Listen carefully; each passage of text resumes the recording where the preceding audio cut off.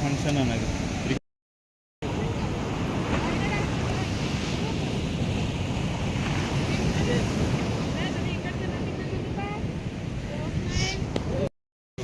ಅವಳು ಪುಯ್ ಜನ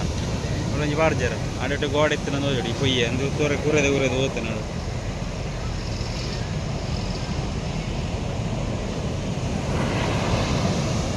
ಕೆಲವು ಇಡಿಟ್ಟು ಬರುವಂಜಿ ಪಚಕ್ಕಂದು ಹಿಡಿದು ಹಾಕೋಣ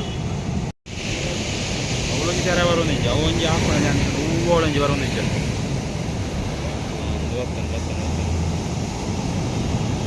ಅವಳೊಂಜಿ ಬರುವಂಜಿ ಅವು ಗ್ಯಾರಂಟಿ ಹಾಕೋಣ